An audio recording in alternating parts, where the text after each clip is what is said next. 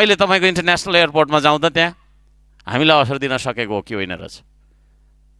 प्रत्येक दिन हुलका हुल युवाहरू कहाँ जाँदैछन्, के गर्दैछन् र त्यहाँ जानका लागि फेरि लाइन बसेर बस्दाखेरि ठगिएका छन्।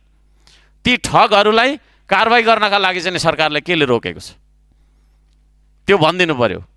कि ठगहरूसँगै साँठगाँठ छ भने हाम्रो पनि साँठगाँठ छ भनिदिनु पर्यो। नत्र भनेदेखि तपाईँको चाहिँ नि 2/3 नजिकको सरकारले होइन कुन कुराले चाहिँ रोक्यो त? कोरिया जाने कुरामा पनि ठगिएको छ। भ्रष्टाचारै भ्रष्ट काण्डले भरिएका नेताजीहरूको यो पवित्र संसद भवनमा नाम नलिने होला। मैले धेरै खोल्नु नपरोस्। र सभामुख महोदय, अब हामीले सत्ता पक्षका भए पनि हामीले ग्यासको अभाव पूर्ति गर्नै पर्छ र सम्मानीय बालेन प्रधानमन्त्री हाउसमा आउनै पर्छ। एउटा युवा जेन्जी मेयरहरू त आज यसरी पीडित बनिराख्नु भएको छ यो राज्यमा भने हामी कस्तो परिवर्तनको कुरा गरिराखेको छौँ। त्यसैले म यो सरकारलाई भन्न चाहन्छु, हामी यही पुस्ता हो जसले भन्छ कि स्टन्टले देश बन्दैन। तर स्टन्टले देश बन्दैन भन्दै गर्दा यति ल्याक्कत राखौँ कि व्यक्तिवाद र व्यक्ति केन्द्रित भएर सरकारकी संयन्त्रको धज्जी उडाएर पनि राज्य बन्दैन भन्न सक्ने ताकत यो सदनले राख्नुपर्छ। सम्माननीय सभामुख महोदय, मधेसमा मलको मात्रै होइन सिँचाइको पनि पीडा उत्तिकै छ। त्यसैले यथाशीघ्र मन्त्रीहरू व्यक्तिगत रूपमा हावी हुने होइन, आफ्नो संयन्त्र र प्रणालीलाई अगाडि बढाएर जनताको समस्या सम्बोधन गर्नलाई म अनुरोध गर्न चाहन्छु। धन्यवाद। हर्कराज राई, छोटकरीमा आफ्नो भनाइ राख्नुहोस्।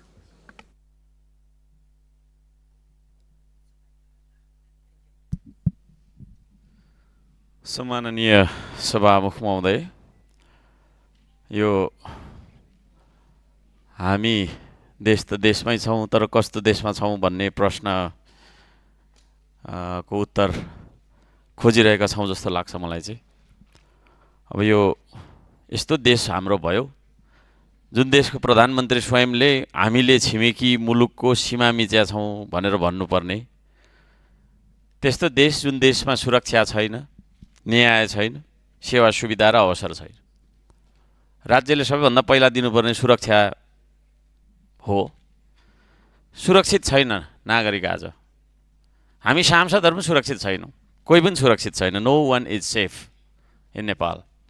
जे पनि हुन सक्ने स्थिति खालको छ। त्यसो भएको कारणले गर्दाखेरि यो अब यो देशलाई देश जस्तो बनाइराख्नका लागि हामीले के गर्नुपर्ने हो। हामी तयार छौँ, म चाहिँ तयार छु र हाम्रो दल तयार छ। नैतिकता नै बल हो, नैतिकता नै शक्ति हो, नैतिकता नै वैधानिकता पनि हो, वैधता पनि हो। अब हामी आफैले नैतिकता गुमाउँछौँ भने हामीलाई कसैले पत्याउनेवाला छैन। त्यसो भएको कारणले गर्दाखेरि प्रधानमन्त्रीज्यूले नैतिक जिम्मेवारी बहन गरेर, पदीय जिम्मेवारी बहन गरेर हामीले यो चाहिँ 2.5 महिनादेखि यहाँ उहाँको माग गरिरहेका छौँ। उहाँ आउनु मानिराख्नु भएको छैन। त्यसो गरेर बालहट गर्नु हुँदैन प्रधानमन्त्रीज्यूलाई, हामी त्यो भन्न चाहन्छौँ।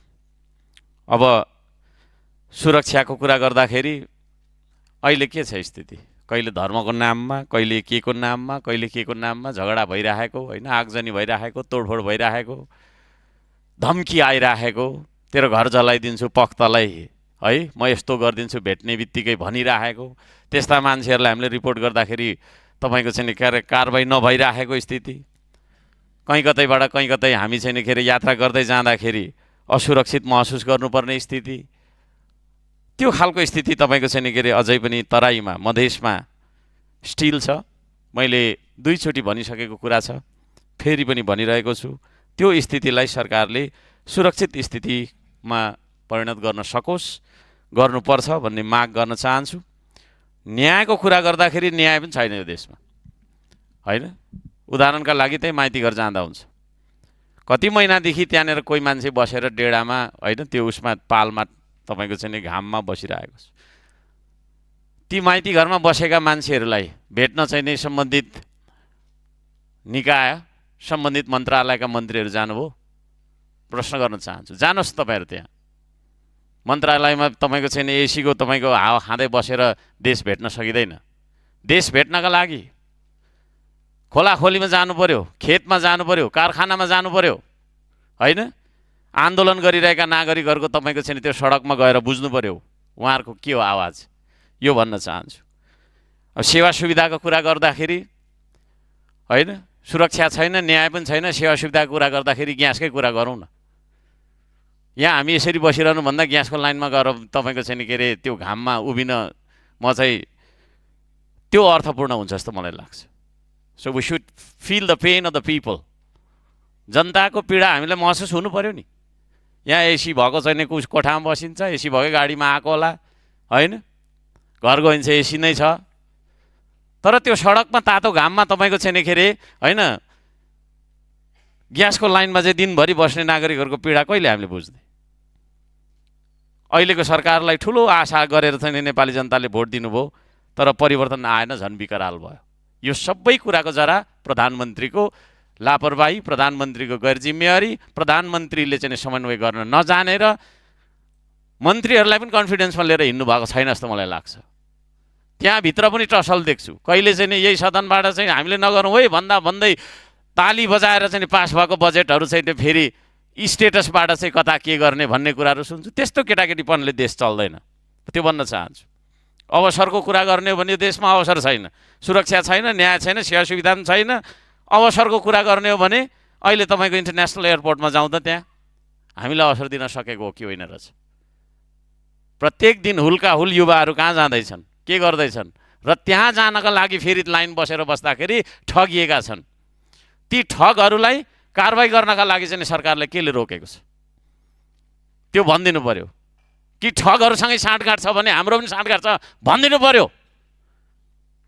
नत्र भनेदेखि तपाईँको चाहिँ 2/3 नजिकको सरकारले, होइन, कुन कुराले चाहिँ रोक्यो त? कोरिया जाने कुरामा पनि ठगिएको छ, है, विभिन्न तपाईँको देशमा जाने कुराको लागि पनि ठगेको छ, विभिन्न कुरामा चाहिँ ठगी भएको छ, तर त्यो ठग्ने मान्छेलाई कारवाही भएको छैन। एक्सपोज गर्नु पर्यो। We need action. हामी एक्सन चाहन्छौँ। तपाईँहरूको यहाँनिर चाहिँ आश्वासनले यस्तो गर्दैछौँ उस्तो गर्दैछौँ भनेर हुँदैन, यो भन्न चाहन्छु। सभामुख महोदय, धेरै कुराहरू छन्।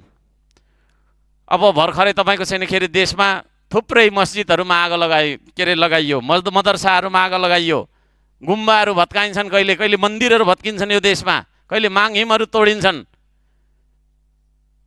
सरकार कमजोर भएको कारणले त्यो हुन्छ। सरकारले तपाईँको छैन के अरे कारबाही नै गर्नु सक्दैन। मेरो तेरो नभनिकन फटाले करेक्ट झ्याप गरेर हानु न कोरालले। त्यस्तो कानुन बनाऊ, यही हो कानुन बनाउने ठाउँ।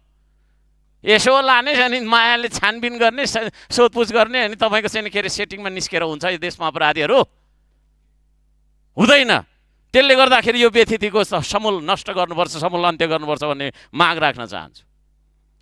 दशकौँदेखि पुस्तादेखि यही देशमा बसेको मान्छेले आफूले चाहिँ नि, होइन, भोगचास गर्दै गरेको जग्गाको स्वामित्व छैन।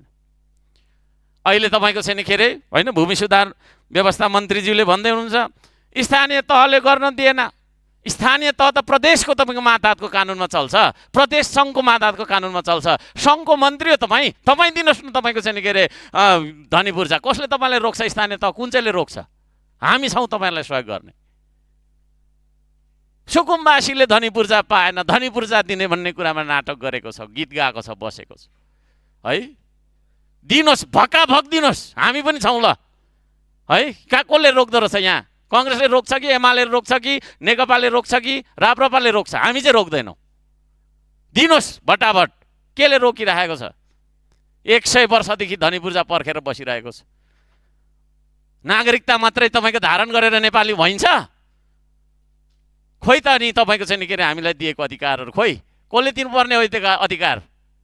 त्यसले गर्दाखेरि म आवाज उठाउन चाहन्छु, माग गर्न चाहन्छु, यस्तो किसिमले टालटुले पाराले तपाईँको चाहिँ आश्वासन दिएर देश चल्नेवाला छैन। कडाकडी काम गर्नुपर्छ। एउटा सानो उदाहरण, बुटवल 2 को मैना बजारको समस्या के हो यो बारेमा सम्बन्धित मन्त्रीज्यूले खोज्नु पर्यो। त्यहाँ अघि बिहान आएर चाहिँ मलाई यत्रो पत्र दिएर थुप्रै गुनासाहरू पोख्दै हुनुहुन्थ्यो। देशमा थुप्रै समस्या छन्, समय छैन हामीसँग धेरै। एकजना खेलाडीले देशको शान बढाउनका लागि खेल्यो, चाइनासँगको चाहिँ तपाईँको टुर्नामेन्टमा उसको खुट्टा भाँचिएको रहेछ, आशिष राई भन्ने मान्छे इटरीको। अहिले थाइल्यान्डमा लगाएर राखेको रुइराखेको छु। उसलाई पनि धिक्कार लागिरहेको होला, के जुनीमा तपाईँको छैन नेपालमा जन्मेछु र के जुनीमा नेपालको खेलाडी भएछु भनेर। अरू देशको खेलाडी त्यस्तो छ त? इन्टरनेसनल प्लेयर्स त्यस्तो छ? मेसीलाई दिने, रोनाल्डोलाई दिने राज्यले तपाईँको सम्मान र तपाईँको छैन त्यो होइन। हामीले त्यस्तो खालको सोचेका छौँ। खेल भनेको जस्ट खेल, जा खेल, काम छैन तेरो खेल भन्ने हिसाबले खेललाई लिएको कारणले कहिले पनि हामीले इन्डस्ट्रीको रूपमा यसलाई विकसित गर्न सकेनौँ। आज हाम्रो इन्टरनेसनल खेलाडी चाहिँ विदेशमा खर्च पाइन के भनेर रुँदै बस्नुपर्ने। यो बाध्यताको अन्त्य हुनुपर्छ, यो बाध्यताको अन्त्य हुनुपर्छ। र अन्त्यमा फेरि पनि प्रधानमन्त्रीज्यूलाई योभन्दा साह्रो चिज चाहेर यहाँ बोलाउन नपरोस्, त्यो भन्दै मेरो भनाइ अन्त्य गर्दछु। धन्यवाद, नमस्ते। हरिमोहन भण्डारी, समय 3 मिनट। त्यसपछि माननीय विक्रम थापा। सम्मानीय सभामुख महोदय, आज म प्रतिपक्षका सांसदज्यूहरूलाई एउटा पुरानो याद दिलाउन जान्छु। विगतमा भएका भ्रष्टाचारहरू, विगतमा भएका विकृतिहरू नबिर्सेर साथीहरू अँगालो हाल्नुहोस् भनेर मैले सुरुमै भनेको थिएँ। तर उहाँ आफ्नो नेताको बहादुरी गरेर हिँड्नु भएको छ र त्यो बहादुरी कृपया अबदेखि नगर्नुहोला। भ्रष्टाचारै भ्रष्ट काण्डले भरिएका नेताजीहरूको यो पवित्र संसद भवनमा नाम नलिने होला, मैले धेरै खोल्नु नपरोस्। र सभामुख महोदय, अब हामीले सत्ता पक्षका भए पनि हामीले ग्यासको अभाव पूर्ति गर्नै पर्छ र सम्मानीय बालेन प्रधानमन्त्री हाउसमा आउनै पर्छ र उहाँबाट मागेको जवाफ दिनै पर्छ। सिमानाका कुरामा गर्नुहुन्छ भने बारम्बार तपाईँहरू लिम्पिया, धुरा, लिपुलेकका कुरा गर्नुहुन्छ। यो कसको पालामा गएका हुन् महोदय भन्नुहोस् त? तपाईँहरू कसले दिएको त्यहाँ मोटर बाटो चल्न दिएको? भारतले अधिकरण कसको पालामा गरेको? कसलाई दोष दिँदै हुनुहुन्छ? र यो क्रस उसले गर्दाखेरि नदी किनारमा चाहिँ धेरैहरू जग्गाहरूको भूभाग केही इन्डियाको यता आएको, केही इन्डियाको उता गएको र नेपालको पनि उता र यता भएको अवस्था हो। यसलाई ठुलो इस्यु बनाएर अहिलेसम्म इस्युमै हुनुहुन्छ। यसलाई राम्ररी बुझ्ने, अध्ययन गर्ने प्रयास गर्नुहोला, नापी विभागमा जानुहोला। अब यो काण्डका बारेमा धेरै खोल्नुभन्दा पनि आफ्नै सभासद किन्ने, बेच्ने, अरबौँको घोटाला गर्ने, पब्लिकलाई किन्ने यी दिनहरू अब बिर्सिनु होला। तपाईँहरूको अब नयाँ मान्य हुनु भएको छ। ढ्याङ ढ्याङ गर्ने, बिहानैदेखि विरोध गर्ने, 20-25 मिनट बोल्ने, अनि हामीलाई चाहिँ शिक्षा सिकाउने काम नगरिदिनु होला। हामीले नि बुझेका छौँ हामी किन दोषी छौँ र हामी त भर्खर आएका छौँ। प्योर मान्ने हो हामी, पढे लेखेका बुझेका मान्ने हो, 8-9 क्लास पढेका होइनौँ। धेरै लेसन दिनु पर्दैन, 20 मिनट 25 मिनट भाषण। अबदेखि सभामा हुँदै म सुन्नेवाला छैन है, धेरै अति भइसक्यो। दिनदिनै लिमिटेसन त दिनुहोस्। अति भयो, अति हो त, एउटा हद हुन्छ, लिमिटेसन टाइम हुनु पर्यो। ढ्याङ के ढ्याङ चलाएको छ, कुरा सुनेछु, त्यही कुरो रिपिट छ। दोषी हामी के हो त? दोषी छौँ हामी? भन्नुहोस् के को दोषी छ हामी? कुन कुरामा प्रतिस्पर्धा गर्नुहुन्छ हामी तयार छौँ। र हामी हाम्रै सत्ता पक्षका प्रधानमन्त्री, पार्टी सभापतिज्यूलाई के भन्नुपर्छ हामी तयार छौँ। तर देश बनाउनुपर्छ है साथी। अब ती दिन गए आफ्नै सभासद किन्ने, बेच्ने, घोटाला गर्ने, मान्छे त बेच्दिने, जग्गै बेच्दिने, बालोटारभित्रको अरू त कुरै छोड्दिने, मान्छे बेच्दिने पनि यो पनि कहीँ हुन्छ, यस्तो पनि बाँकी केही राख्यो भने यस्ता खालका गतिविधिको। माननीय खुशबु ओली, समय 6 मिनट। त्यसपछि माननीय प्रमिला कुलुज्यू। सम्माननीय सभामुख महोदय, आज म केही श्रमिक र किसानको कुरा राख्दैछु। हामीले नेपाली अर्थतन्त्रको चर्चा गर्दै गर्दा रेमिटेन्स, वैदेशिक रोजगारी, निर्यात र आर्थिक वृद्धिका तथ्याङ्कहरू प्रस्तुत गर्छौँ। तर हामी यो चर्चा गर्दैनौँ कि यी आर्थिक उपलब्धिहरूको पछाडि श्रम गर्ने नेपाली श्रमिकको जीवन चाहिँ कसरी व्यतीत हुन्छ। केही दिन अघि नेपाली कार्पेट, धागो र गार्मेन्ट उद्योगमा काम गर्ने एक महिला श्रमिक मेरो कार्यालयमा आउनुभएको थियो। उहाँले मलाई श्रमसँग सम्बन्धित आफ्ना व्यक्तिगत पीडा मात्र सुनाउनु भएन, उहाँले आफ्ना अनुभवलाई नीतिगत प्रश्नमा बदल्दै राज्यसँग जवाफ समेत माग्नु भएको छ। उहाँहरू जस्ता श्रमिकहरूले दैनिक करिब 12 घण्टा काम गर्दा मासिक आम्दानी 18,000 रुपैयाँ जस्तो मात्र हुने रहेछ। कार्यघण्टाको क्रममा विश्रामको कुनै वातावरण नहुने रहेछ, खाजा र पानीको सुविधा पनि नहुने रहेछ, बिदा नहुने रहेछ, काममा नआएको दिन पारिश्रमिक पनि नपाइने। अझ गम्भीर कुरा, कतिपय श्रमिकले कार्यस्थलमा शारीरिक, मौखिक र यौनजन्य दुर्व्यवहार समेत भोग्नु परेको अनुभव बताउनुभयो। जो बोल्न सक्दैनन् उहाँहरू आफ्नो रोजगारी गुम्ने डरले आवाज उठाउन नसक्ने जानकारी गराउनुभयो। म सरकारलाई प्रश्न गर्न चाहन्छु, जुन हातले नेपाली कार्पेट बुनेर गार्मेन्ट बनाएर नेपालको नाम विश्व बजारमा पुर्याउँछ, त्यही हात राज्यको श्रम निरीक्षणबाट किन ओझेलमा छ? राज्यको श्रम निरीक्षण औपचारिकतामा मात्र सीमित रहनु हुन्न अनि वास्तविक निरीक्षण नभई श्रमलाई मर्यादित बनाउन म राज्यको ध्यान नजानु दुःखद हो भन्ने लाग्दछ। हामी वैदेशिक रोजगारीमा रहेका नेपाली श्रमिकको अधिकारको लागि आवाज उठाउनुपर्छ, उठाइरहन्छौँ। तर प्रश्न यो पनि हो, हाम्रै देशभित्र श्रम गर्ने श्रमिकको आज आवाज कसले उठाउने?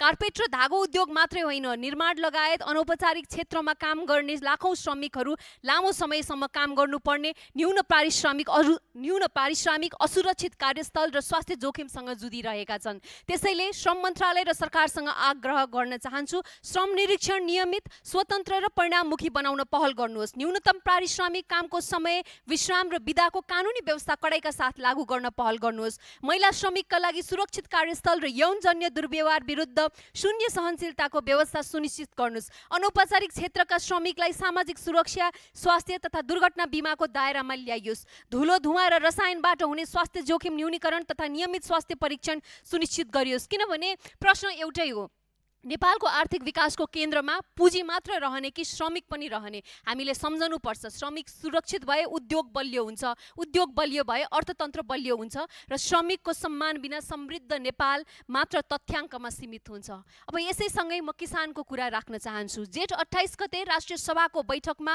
कृषि मन्त्रीज्यूले यस वर्ष मलको अभाव हुँदैन भन्नुभयो। आज उहाँले भने भन्दा ठिक विपरीत देशभरिका किसान आज मल खादको अभावमा छटपटाइरहेका छन्। भदौ महिना लागिसक्यो, मलको हाहाकार छ। स्थानीय तहहरूले आफ्ना आवश्यकता अनुसार मल खरिद गर्न सक्दैनन्। सङ्घ र प्रदेशबाट प्राप्त सीमित कोटामै स्थानीय तहहरू निर्भर हुनुपर्ने अवस्था छ। मलको आवश्यकता ठुलो छ, तर वितरण भने हात्तीको मुखमा जिरा जस्तै। नेपालमा मल नपाउने अनि किसान भारत गएर मल ल्याउँदाखेरि मुद्दा खेपेर जेल बस्नुपर्ने सम्म देखियो। अस्ति भर्खरै मधेसका किसान भारतमा मल लिन जाँदा जेलमै बस्नु पर्यो। किसान आखिर जाने कहाँ?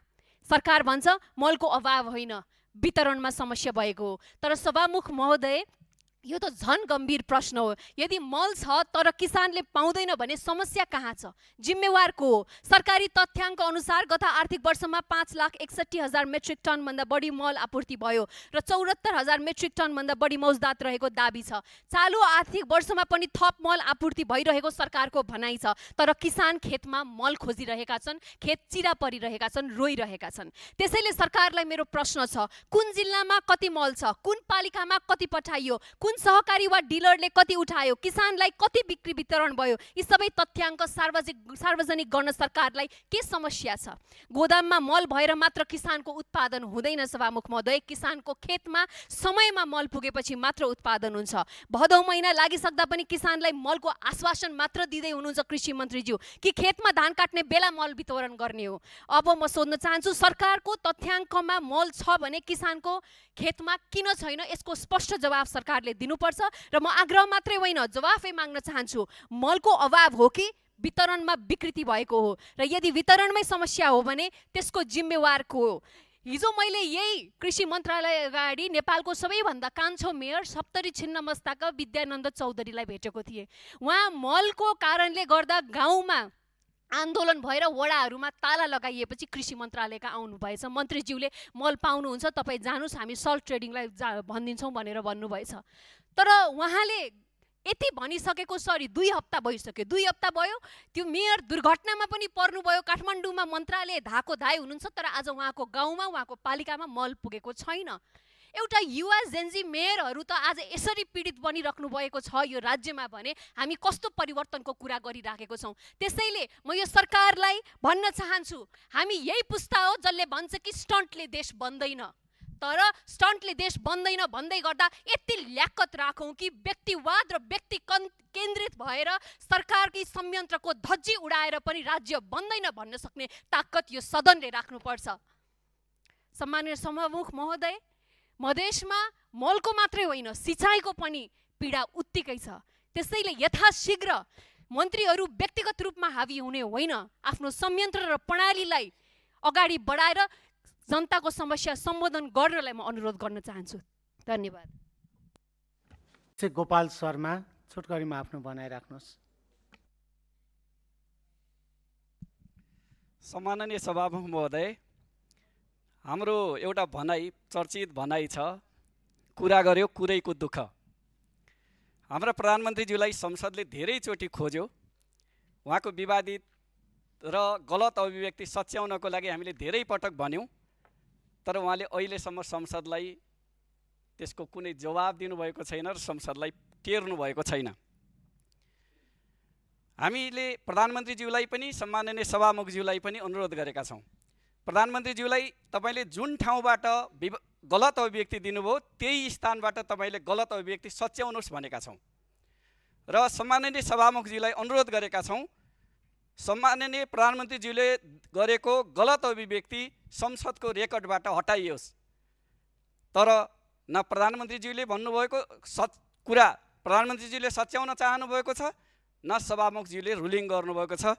आज म फेरि पनि भन्न चाहन्छु, प्रधानमन्त्रीज्यू यहाँ आएर जहाँबाट तपाईँले गलत अभिव्यक्ति दिनुभयो त्यो सच्याउनुहोस् र सम्माननीय सभामुखज्यूसँग अनुरोध गर्न चाहन्छु, संसदको रेकर्डबाट प्रधानमन्त्रीज्यूको गलत अभिव्यक्ति हटाइयोस्। सम्माननीय सभामुख महोदय, प्रधानमन्त्रीज्यूलाई हाम्रो संसदको नियमावलीको नियम 56 कहिले लागू हुन्छ? नियम 56 लागू गर्न प्रत्येक महिनाको पहिलो हप्ता कहिले आउँछ? प्रधानमन्त्री प्रधानमन्त्री भएको 4.5 महिना बितिसक्यो, पहिलो हप्ता आएको छैन। त्यो पहिलो हप्ता आएपछि मैले केही प्रश्न सोध्न चाहेको छु सभामुख महोदय, प्रधानमन्त्रीज्यूलाई। मेरो पहिलो प्रश्न कस्तो छ भने, अहिले देशमा ग्यासको हाहाकार भएको छ। प्रधानमन्त्रीज्यू गुप्तवासमा हुनुहुन्छ, उहाँलाई यो ग्यासको हाहाकारबारे थाहा नहुन सक्छ। सरकारले आयात प्रतिस्थापनको कुरा गर्छ, देशले वार्षिक 55 अर्बको ग्यास आयात गर्छ, तर यता फेरि हामीले सहजै आपूर्ति गर्ने विद्युतमा महसुल बढाउँछ, भ्याटको व्यवस्था गर्छ र भान्सालाई असहज बनाउँछ। भान्सालाई सहज बनाउन प्रधानमन्त्रीज्यूको नेतृत्वको सरकारलाई, रासोपाको नेतृत्वको सरकारलाई केले रोकेको छ? मैले यो प्रश्न प्रधानमन्त्रीज्यूलाई गर्न चाहेको छु संसदमा आएको दिन। सभामुख महोदय, मैले दोस्रो प्रश्न, निजी क्षेत्रलाई आतंकित र त्रसित बनाउने सरकारको नियमित क्रियाकलाप किन भइराखेको छ? देवनारा समूह र प्रकाश मुन्दडाको घर र कार्यालयमा 5 घण्टा लगाएर प्रहरीले छापा मार्यो। त्यो के सूचनाको आधारमा थियो? सरकारले के फेला पार्यो? यस्तो व्यापारी, कुनै प्रतिष्ठित व्यवसायीलाई त्रसित पार्ने कुराले निजी क्षेत्रलाई हाम्रो देशमा लगानी गर्न उत्साहित गर्छ कि निरुत्साहित गराउँछ? नेपालमा निजी क्षेत्रको लगानी यस्तो व्यवहारले घटाउँछ कि बढाउँछ? मैले प्रधानमन्त्रीज्यूलाई यो प्रश्न सोध्न चाहेको छु। सभामुख महोदय, सुनसरीको घटनालाई धार्मिक दङ्गाको रूप दिइयो, म अहिले पनि त्यसप्रति मेरो चित्त बुझेको छैन। त्यो धार्मिक दङ्गा होइन भन्न चाहन्छु म। त्यो दुई पक्षको बिचमा सामान्य विवाद थियो, त्यसमा राज्य पक्षले बल प्रयोग गर्यो। राज्य नियोजित रूपले बल प्रयोग गर्यो कि भन्ने आजका तथ्यहरूले भन्न चाहन्छ। दुई पक्षको स्थिति यदि थियो भने, दुई पक्षको भिडन्त थियो भने, दुई पक्षको धार्मिक समुदायको बीचको भिडन्तबाट दुईटा पक्ष घाइते हुनु पर्थ्यो, दुईटा पक्षको बीचमा त्यही भिडन्तबाट मारिएको हुनु पर्थ्यो। त्यसो भएको छैन सभामुख महोदय। राज्यको गोलीबाट, तथ्यहरूले भन्छ राज्यको बन्दुकबाट नागरिकहरू मारिएका छन्, नागरिकहरू घाइते भएका छन्, त्यो दुई पक्षको समूहको भिडन्तबाट थिएन। राज्यले राजनैतिक र प्रशासनिक सहजीकरण गरेको भए त्यो अवस्था आउँदैन थियो। त्यसकारण मैले प्रधानमन्त्रीज्यूलाई त्यस्तो परिस्थिति किन सिर्जना गरियो र राज्यलाई नै राष्ट्रलाई नै आतंकित बनाउने गरी साम्प्रदायिक दङ्गाको प्रचार किन गरियो र आफैले नियोजित रूपले तयार पारिएको बीचमा वार्ता गरेर सहज रूपले समाधान गरिएको प्रचार किन गरियो, मैले यो प्रश्न सोध्न चाहेको छु। मेरो अर्को प्रश्न छ सभामुख महोदय, प्रधानमन्त्रीज्यूलाई मैले छोट्याउँदैछु।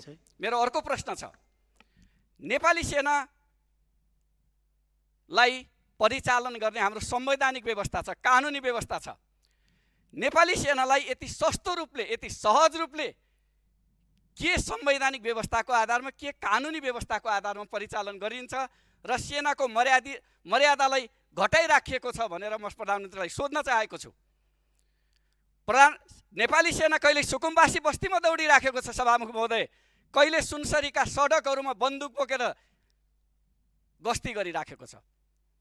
यस्तो नेपाली सेनाको मर्यादालाई, नेपाली सेनाको निश्चित जिम्मेवारीलाई यति सस्तो किन बनाइएको छ, मैले प्रधानमन्त्रीलाई सोध्न चाहेको छु। र अन्त्यमा मैले प्रधानमन्त्रीजीलाई भन्न चाहन्छु, तपाईँ गुप्तवास बसुन्जेल तपाईँ एक्लै हुने हो। तपाईँ जब संसदमा आउनुहुन्छ, सांसदहरू तपाईँको साथमा, संसद तपाईँको साथमा हुन्छ, छलफलको आधारमा हुन्छ।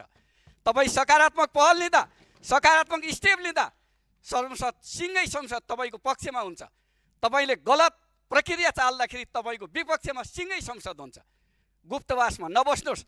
मैले पनि रासोपाको कार्यालयमा जसले प्रधानमन्त्री बनाए, जुन दलले, आज त्यो कार्यालयमा प्रधानमन्त्री गएको देखेको छैन। यो मेरो चासोको विषय होइन, सम्बन्धित दलको चासोको विषय हो। तर म प्रधानमन्त्रीज्यूलाई भन्न चाहन्छु, जुन दलले तपाईँलाई प्रधानमन्त्री दियो त्यो दलसँग तपाईँ टाढा हुने, जुन संसदले तपाईँलाई प्रधानमन्त्री बनायो त्यो संसदबाट टाढा हुने र राति एक्लै सुतेको बेला तपाईँले एक्लै स्टाटस लेख्दा तपाईँ एक्लै नभएर को हुन्छ। मैले प्रधानमन्त्रीजीलाई यति भन्दै सम्माननीय सभामुखज्यूको फेरि पनि ध्यान आकर्षण गराउन चाहन्छु। प्रधानमन्त्रीजीलाई यहाँ आएर आफ्नो गलत अभिव्यक्ति सच्याउन रुलिङ गरियोस् र संसदको रेकर्डबाट प्रधानमन्त्रीजीको भनाइ सच्याउनको लागि सम्माननीय सभामुखज्यूलाई अनुरोध गर्न चाहन्छु। धन्यवाद। पी खनाल समय 3 मिनट, त्यसपछि माननीय हरिना देवी कामी।